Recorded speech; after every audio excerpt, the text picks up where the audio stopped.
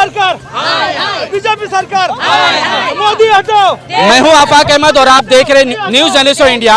हुकुमशाही और भ्रष्टाचार के खिलाफ यहां पर आप देख सकते हैं कि किस तरह से मशाल रैली निकाली गई है और उस मशाल रैली में महिलाओं का जो योगदान है वो भी आप यहां देख सकते हैं। आइए हम आज किसी से बात करते हैं। केसर, ये बीजेपी सरकार मशाल रैली की जो है महत्व बताइए कि क्यों इतने आज जो तमाम पार्टियां जो विपक्ष यहाँ पर मौजूद है, क्या वजह है कि आज आप सड़कों पे उतरे हैं? बहुत वजह है, बहुत गए 9 साल में इस देश का जो बट्टा बोल मोदी सरकार ने किया है उसके लिए बहुत वजह है। चाहे किसानों की आत्महत्या हो, बेरोजगारी हो, महंगाई हो, भ्रष्टाचार हो, महिलाओं के अत्याचार हो, ऐसे बहुत मुद्दे हैं कि गए 8-9 साल में जो ये मोदी सरकार ने इस देश में लागू किए है। नोटबंदी हो, जीएसटी हो, जिससे जीएसटी से तमाम छोटे छोटे जो उद्योग धंधे हैं वो बंद पड़े हैं। नोटबंदी के कारण गरीब जो जनता है उसका पैसा पूरा बर्बाद हो गया है। गैस सिलेंडर के दाम बढ़े हैं। ऐसे कोई एक भी जगह बाकी नहीं कि जहां मोदी सरकार ने बर्बादी नहीं की। और इसके खिलाफ ये मशाल मोर्चा हमारे मुंबई के अध्यक्ष भाई जगताप जी और तमाम पार्टियां इस मोर्चे में, मशाल मोर्चे में शामिल हुई है। और ये मोर्चा होगा बाबा संविधान के मसीहा बाबा साहेब अम्बेडकर की जो चैत्यभूमि है वहाँ तक हम पहुँचेंगे और ये मोर्चा यशस्वी बनाएंगे। पूरा हिंदुस्तान इस मोर्चा को देख रहा है, आपके माध्यम से पूरी दुनिया इस मोर्चा को देख रही है। सर, मैं कहना चाहूंगा कि इससे पहले आपकी सरकार थी और उस वक्त मोदी जी ने खुद ऐलान करके कहा था कि प्रधानमंत्री को महंगाई का माँ भी नहीं आता, तो आप किस बिना पे कह रहे हैं? क्योंकि सबसे ज्यादा महंगाई तो आपने शुरू की है। नहीं, बराबर है, मोदी जी ने बराबर कहा। मोदी जी को महंगाई का म नहीं आता है, क्योंकि जिस जनता वड़ा पाव 5 रुपए में खाती थी कांग्रेस के राज में, आज 15 रुपया हो गया, लेकिन मोदी जी को म भी मालूम नहीं है। जिस जनता 400 रुपए में गैस लेती थी वो जनता आज 1200 रुपए में, 1200-1100 रुपए ले रही है। मोदी जी को म भी नहीं आता है। जो जनता चावल जो 30 रुपए में लेती थी आज 60 रुपए में ले रही है। 9 साल में 60 साल देश की जनता ने 30 रुपए में ये खाया, चावल खाया। दाल ली 280 रुपए में, आज 200 की पार हो गई है। मोदी जी को म भी नहीं मालूम महंगाई का। और जो हमारी ईरानी मैडम थी ना, वो लेके घूमती थी सिलेंडर सर पे, वो कहाँ गायब हो गई है? मालूम है महंगाई का उनको नहीं पता है, वो बोलेगी नहीं। आज अभी छुप के बैठी है मोदी जी की पल्लू पकड़ के। ऐसी हालत बीजेपी की, और इस 2024 में इनकी हालत इतनी बुरी होगी कि ये 100 के पार नहीं, 50 के पार भी नहीं होंगे। कितने भी झूठे बोले, कितने भी वादे करे, लेकिन ये सच में ये झूठ बोल रहे हैं। ये अभी 50 भी पार नहीं करेंगे और कांग्रेस प्लस 350-400 के ऊपर जाएगी पूरे सांसद। और हिंदुस्तान के 2024 के चुनाव में कांग्रेस बहुमत से, पूरी बहुमत से सत्ता पे काबिज होगी। कांग्रेस मोदी जी कहते हैं कि कांग्रेस पार्टी जो है उनकी कब्र खोदने में लगी है और मैं विकास करने में लगा हूं। नहीं, मोदी जी का जहां मोदी वहां झूठ, जहां मोदी वहां झूठ। इसका मतलब मोदी नहीं, मोदी खुद की कब्र खुद ही ढूंढ रहे हैं। हम तो मोदी जी से पूछ रहे हैं, मोदी जी जो अदानी की जो मलेशिया में 6 कंपनी और हिंदुस्तान पूरा वर्ल्ड में 38 कंपनी है, 6 कंपनी तो फेक है। उस फेक कंपनी में जहाँ कोई कामगार नहीं है, उस कंपनी में हिंदुस्तान के 20,000 करोड़ रुपए गए। अरे वो किसके है? मोदी जी हो तो बता, हमें दूसरा कुछ नहीं चाहिए। वो बताओ वो 20,000 करोड़ रुपया किसके? आपके हैं, आपके दोस्त के, आपके पार्टी के नेता है, जिनका काला धन आपने सीधा मलेशिया में भेज दिया और वहां से शेयर मार्केट में आया।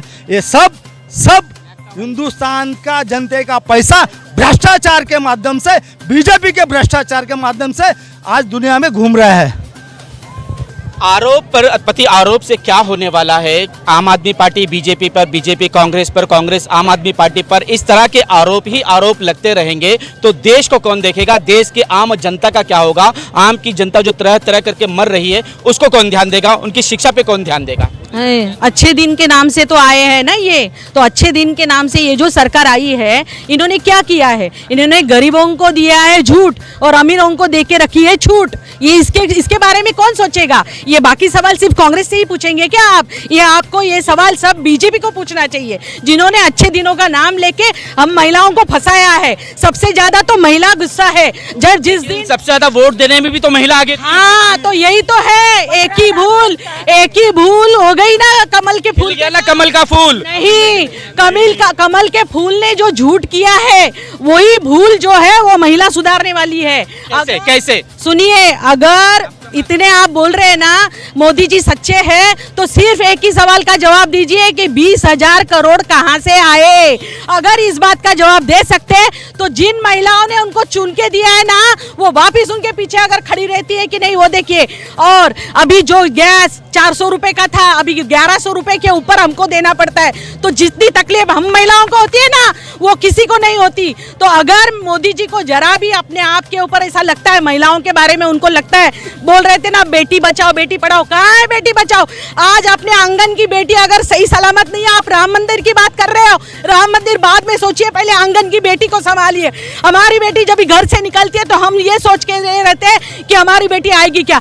जहां देखो वहां पैसे का लालच देके वहां की सरकार तोड़ रहे, उससे क्या होने वाला है? अगर तुम सच्चे हो ना, अगर राम भक्त हो ना, राम भक्त एक वचनी थे, अगर वो एक वचनी थे तो उनके जैसा अगर करना है तो पहले सच्चाई का ये लाओ। सिर्फ नाम से नहीं होता है, अच्छे दिन बोल के नहीं होता है। और अगर इसी राम के भक्त है ना तो एक वचनी राम की तरह जो बोला है वो करो और करके दिखाओ। ये नहीं चलेगा कि गरीबों को झूठ और अमीरों को छूट, ये चलने वाला नहीं है। और हम महिला अगर उतरेगी ना रास्ते के ऊपर, ये बीजेपी वालों को यहाँ वहाँ फिरना हम मुश्किल कर देंगे। तो यही आपके द्वारा हम बताना चाहते हैं। आज ये तो शुरुआत है, ये तो झांकी है, पिक्चर अभी बाकी है। आपने 20,000 करोड़ की बात की है। मोदी जी तो फकीर आदमी है, वो तो अपना झोला लेके चले जाएंगे। हमने कहा कभी मोदी जी, अरे हम तो चाहते हैं मोदी जी कल ने आज ही जाए, देश की जनता उसके छूटेगी।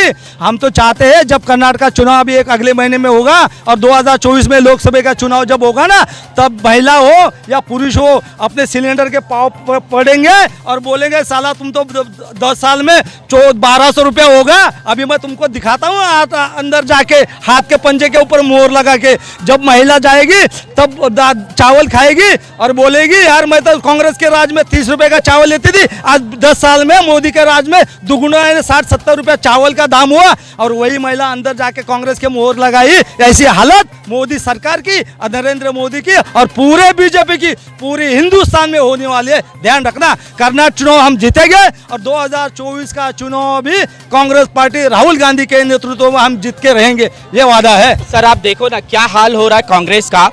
तो बीजेपी सरकार ने खुद मोदी जी ने कहा था कि कांग्रेस मुक्त भारत बनाएंगे, उसकी शुरुआत उन्होंने कर दी है। अब देखिए आपके साथ महाविकास आघाड़ी थी, पवार साहब ने कभी भी बोला नहीं, कहीं भी बोला नहीं कि नरेंद्र मोदी, सुनो ना, नहीं मोदी नहीं मोदी क्या बोले, पवार साहब बोले पहले सुप्रीम कोर्ट की जो जांच कमेटी है उनसे जांच होने दो, फिर अपन जेपीसी की मांग भी करेंगे। और मुझे पूरा यकीन है जेपीसी की मांग में होगी, राहुल गांधी ने जो मांग की है वो पूरी होगी और नरेंद्र मोदी का पापी चेहरा हिंदुस्तान के जनता के सामने आएगा।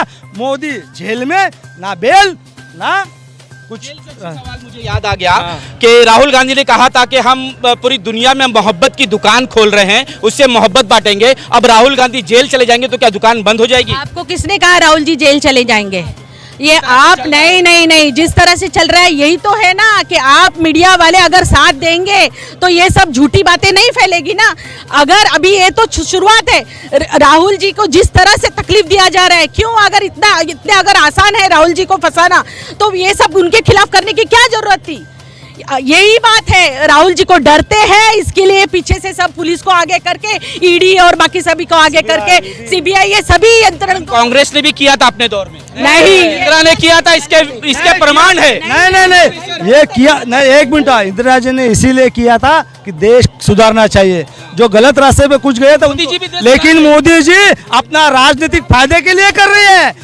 इंदिरा जी ने इसका फायदे के लिए नहीं किया था, इंदिरा जी ने किया था देश की भलाई के लिए। देश को पावर भी, ईडी को पावर भी कांग्रेस ने दिया था, सब हमने किया नहीं, लेकिन हाँ तो फिर यही बोलिए माहिती का अधिकार है ना, राइट टू इन्फॉर्मेशन भी कांग्रेस ने ही लाया था। तो जो कांग्रेस ने किया वो अच्छाई के लिए किया, लेकिन इसका गलत इस्तेमाल, गलत उपयोग जो कर रहे हैं। और अभी थोड़े टाइम पहले आपने शरद पवार जी के बारे में बोला, वो बहुत बड़े नेता है।